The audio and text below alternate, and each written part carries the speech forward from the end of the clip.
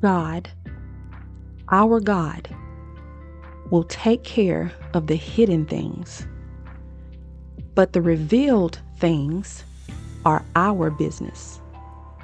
It's up to us and our children to attend to all the terms in this revelation. Deuteronomy 29:29. I grew up wounded. As an adolescent, I experienced many of the common woes of the typical African American family. Discipline was prevalent in our household, and whether or not all emotional needs were met at all times is questionable. I grappled with intense fear and anxiety from early childhood to early adulthood, and I'm not certain I truly discovered my voice until around age 25 or 30. All things considered, taking into account the tools our caregivers had to work with and the examples they themselves were provided with by their parents, I believe their efforts may have been their personal best. By age 26, I realized I wasn't merely a child with a strict upbringing who would turn out fine in the end. I was a wounded adult who soon discovered she had some healing to do, and that healing would take time. I suppressed the impact of my emotional frailty until around, again, age 26, when everything came to the surface and I knew I'd have to change. I ignored the promptings of the Holy Spirit at the initiation of my healing process and proceeded to go on with my life, declaring my issues weren't that bad. I somehow believed I would still heal properly, though I'd chosen defiance. Not so. Now, for the record, overall, I had a very sweet childhood. I was loved and well provided for. I hold some beautiful memories from my early life, but it is truly amazing how the hurtful events from someone's past contribute to a child becoming fearful and forming negative perceptions of people. What I learned at the initiation of my healing journey is that however the Lord needs to get a message through to one of his own, if we forfeit opportunities to meditate, meaning listen to him intentionally and consult with him on direction, he embodies the creativity necessary to get through to us. In my case, he used the method of insightful dreams. And as a prophetess myself, God deals with me in the realm of dreams, and I knew he'd done that for years, starting as a child, of course. And so he used that same method, to share a different message. And I'm going to share that with you. Now, my aim in sharing this dream is to highlight the emotional impact of the childhood experiences that shaped the way I related to others. Now, throughout the course of my life, I have dreamed hundreds, if not thousands, of detailed dreams. Whatever I need surfaced about myself, and honestly, most anyone else, I can expect to be revealed by way of the information I receive in dreams, full color, play by play. In the book of Acts, chapter 16, it is revealed that a dream gave Apostle Paul his map and compass for where to go next in spreading the good news about Christ. He was provided with definite direction, and he and his companions responded in obedience. My dreams have provided me with awareness of things I would have otherwise ignored during my waking moments. I want to share with you a dream I was given 3 years ago that revealed to me the reason I continued to attract the wrong attention and the inability to get the most out of my relationships.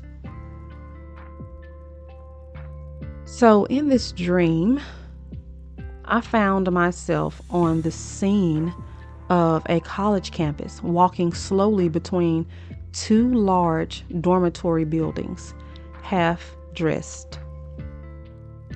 I wore a pair of jeans and shoes, but the upper half of my body had been left completely uncovered. I drew my arms across my chest to cover up, and after walking for a short while and observing the campus, I stumbled upon what had appeared to be an abandoned art project. By the way, I am an artist. I am a visual artist. I work with my hands to create art and sculpts and drawing, painting, you name it. All right. And so God used that as well. So I stumbled upon what appeared to be an abandoned art project. Modeling clay used for pottery lay all over the ground in different shades of tan and brown. This clay put me in the mind of varied skin tones, varied African American skin tones. Concerned and curious, I knelt down to pick up a lump of clay and attempted to shape it, reshape it, and study it to see what I could create with it.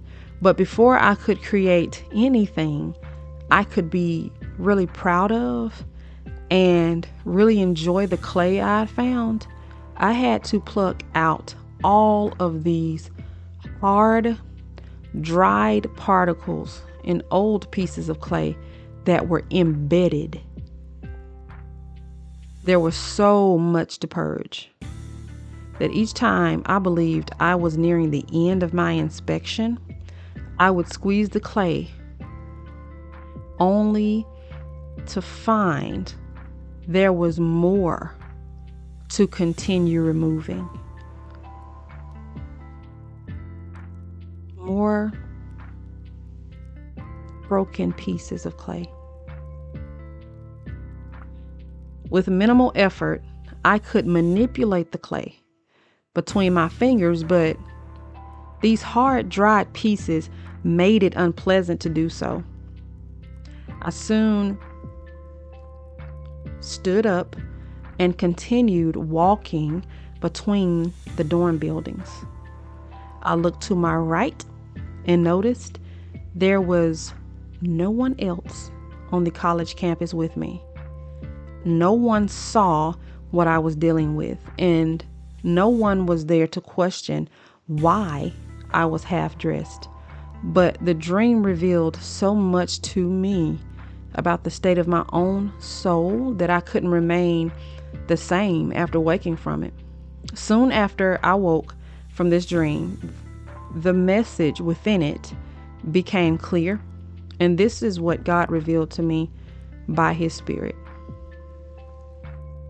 The college campus represented an institution of higher learning, particularly learning of myself and the willingness or resistance to being taught and transformed by love. Meaning God, right? Because God is love. What appeared as an abandoned art project was a visual that could not be mistaken for anything other than what I needed performed in my life. What I needed was purification and deliverance from damaged emotions and a damaged perception. My partial nakedness revealed that I had been open, transparent, and available to God and people up to a certain point. But more of my garments or coverings, still needed to come off. Coverings, open and close quotes, those still needed to come off. My inspection of the clay symbolized the work, the continued work that needed to be done in my heart. It symbolized a pruning of hardness and all of the hard parts of me that were created as I had been shaped by fear, the wrong words, the wrong influences, erroneous beliefs, the father wounds, the silence, the pride, the selfishness, and whatever else needed to be purged so that I could cancel the cycle of dysfunction. The absence of onlookers on campus signified that this was an internal and sacred developmental process between myself and the Almighty, a process that would not be infiltrated or perverted by outside opinion, thoughts, or distraction. No one event in this dream evoked condemnation, nor did it make me feel as though I were beyond help. What I felt was love, correction, redirection, and conviction in a few ways. I knew I had much work to do, but that there would be a plan set in place for that work to begin. So, I ask, can you locate yourself within this testament at all that I've shared with you? There are so many things we somehow convince ourselves that we're beyond and healed from. But when did you actually perform the work and sit with yourself long enough until you began to bear the fruit of your deliverance?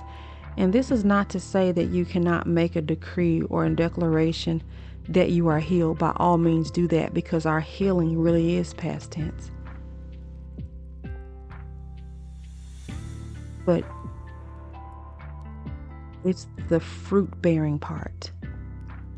At what point do you begin to bear fruit? At what point do you begin to bear the fruit of what you say you believe about your healing and your transformation? The Lord convinced me through the realm of dreams that my heart needed to heal before I would even be able to recognize what I told him I wanted from life. Would you consider yourself a woman who finds her home in the midst of dysfunction? Do you somehow identify more closely with pain and objectification than you do sincere love, respect, sacrifice, and commitment? For quite some time, I wondered why I had this natural inclination to lean into the type of men who desired me, but had no potential whatsoever to love me all the way through. These men did not have the desire to love me the way I needed and desired to be loved.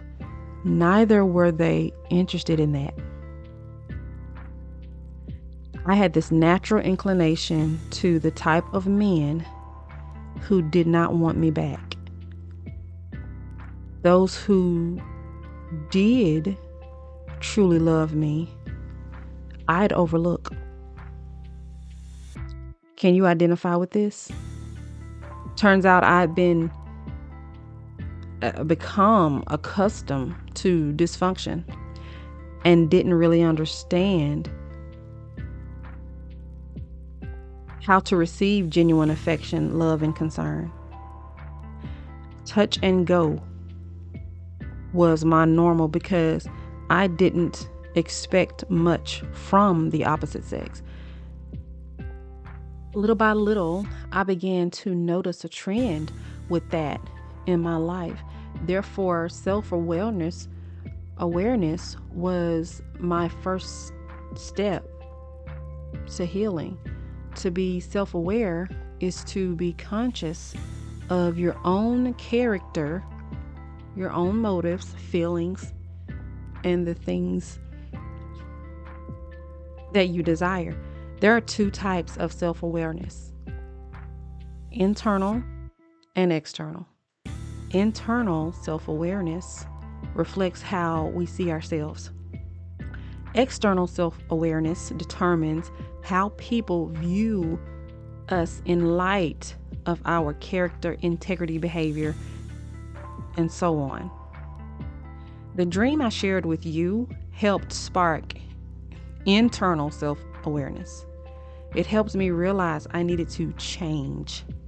My healing process was initiated once I chose to enter counseling twice a week.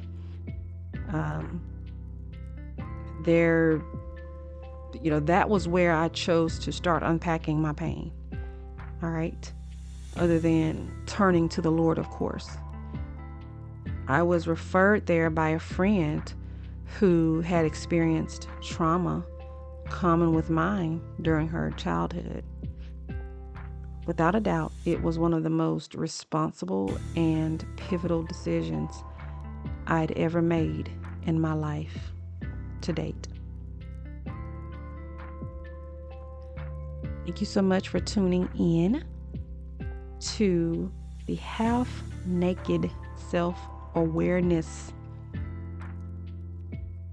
portion of this sober series.